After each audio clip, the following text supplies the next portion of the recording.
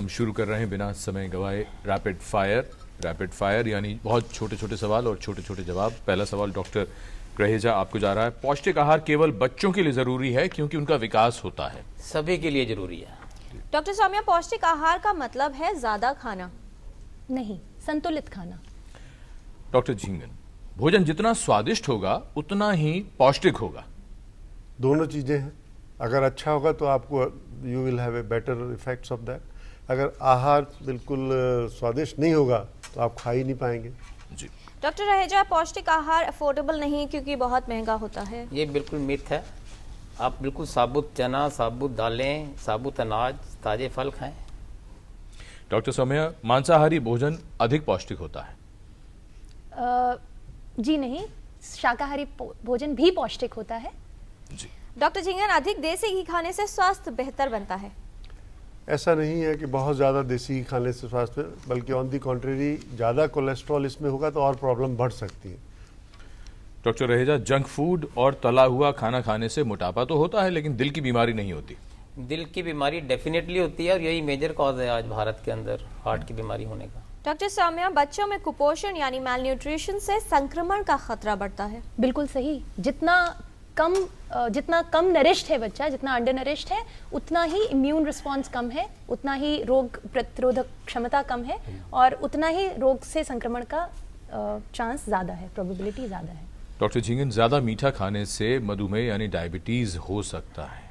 ये गलत है ऐसा सोचना, बल्कि ज़्यादा मीठा खाने से वजन बढ़ के आगे चल के डायबिटीज़ हो सकती है, लेकिन सीधा मीठा खाने से डायबिटीज़ होती है ये नहीं।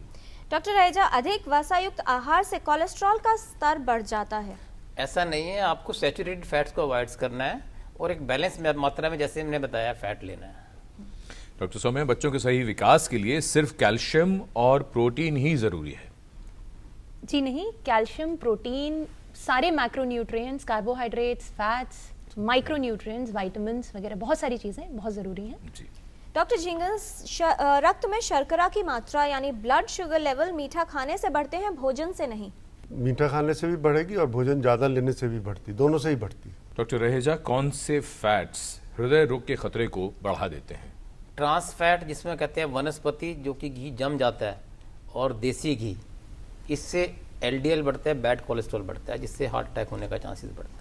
डॉक्टर सौम्या तिवारी, कार्बोहाइड्रेट्स बिल्कुल नहीं लेने चाहिए क्योंकि इससे मोटापा बढ़ता है? कार्बोहाइड्रेट्स संतुलित आहार में 50 से 60% कैलोरीज का सोर्स होते हैं, तो कार्बोहाइड्रेट लेना चाहिए, लेकिन अलग अलग कंडीशंस में डाइटरी रिक्वायरमेंट निर्धारित की जा सकती है बाय डाइटिशियन। डॉक्टर झिंगन, क्या मसालों में भी पोषक तत्व होते हैं? डेफिनेटली, उससे कम से कम आपको डाइजेस्टिव उससे हेल्प मिलती है और आपका जो खाना है वो काफ़ी पैलेटेबल बनता है, स्वादिष्ट बनता है।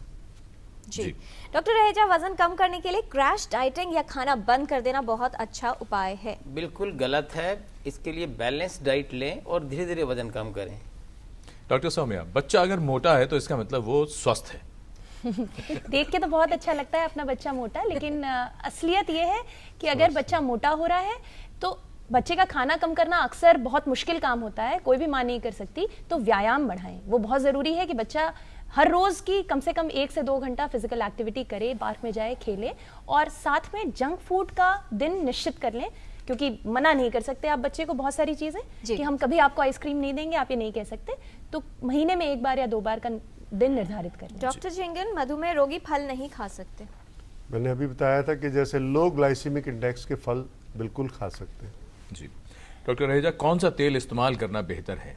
सरसों का तेल, पीले वाला, कच्ची घानी का तेल, olive oil, canola oil, rice bran oil, soybean oil, जो भी तेल तरल होता है रूम टेम्परेचर पे या सर्दी में भी, वो अच्छा होता है। डॉक्टर सौम्या, एक दिन में तेल की कितनी मात्रा ली जा सकती है?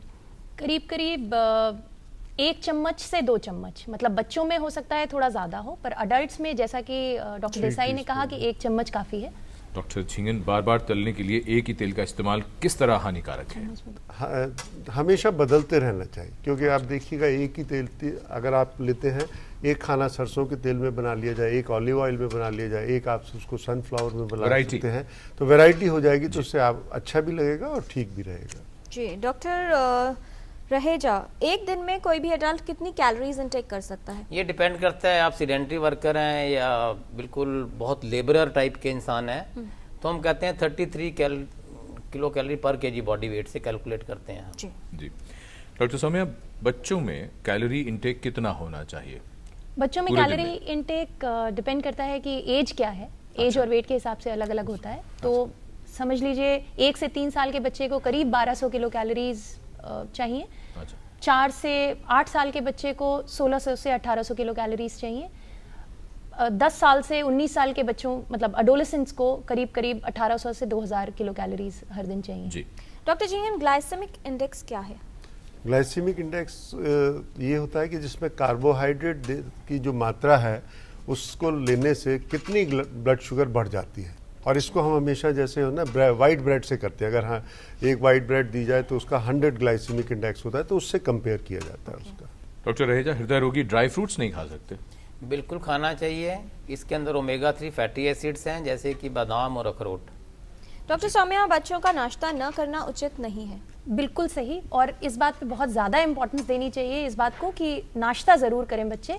किसी भी बच्चे को अपना ब्रेकफास्ट नहीं स्किप करना है, इनफैक्ट कोई भी मील स्किप नहीं करना है, क्योंकि अडोलेसेंस में कॉमनली ये होता है कि सुबह का नाश्ता नहीं किया और कॉलेज में जाके कोई भी जंक फूड खा लिया या स्कूल में जाके जंक फूड खा लिया।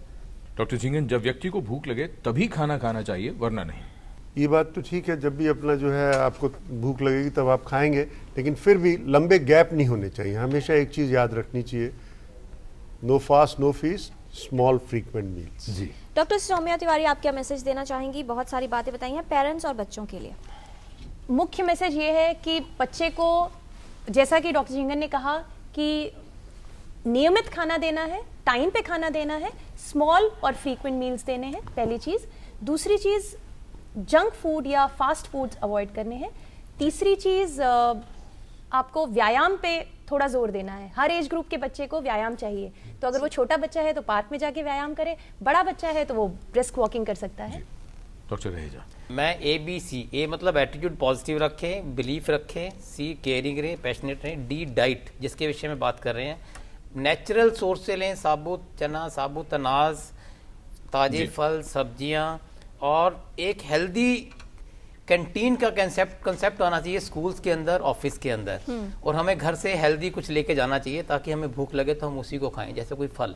ये बहुत जरूरी बात है। डॉक्टर जिंगन, आप कुछ ऐड करना चाह रहे हैं? जी। मेरा यह है कि नियमित व्यायाम, उचित आहार और पॉजिटिव थिंकिंग, सबसे ज़्यादा सकारात्मक सोच हो, and last but not the least, be happy.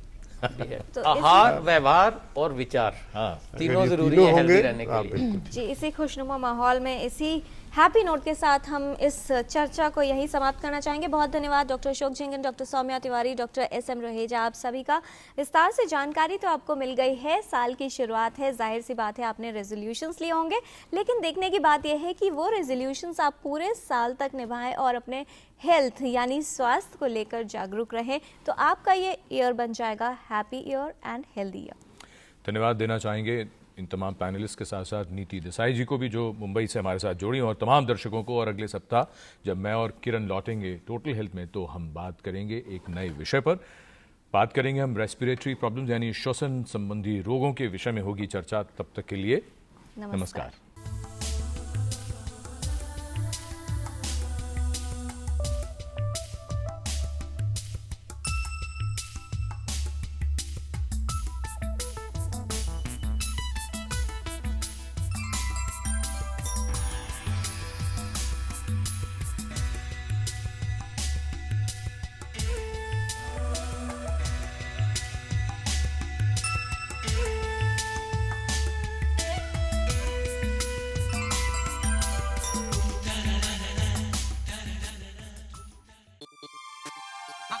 Ha ha ha ha ha!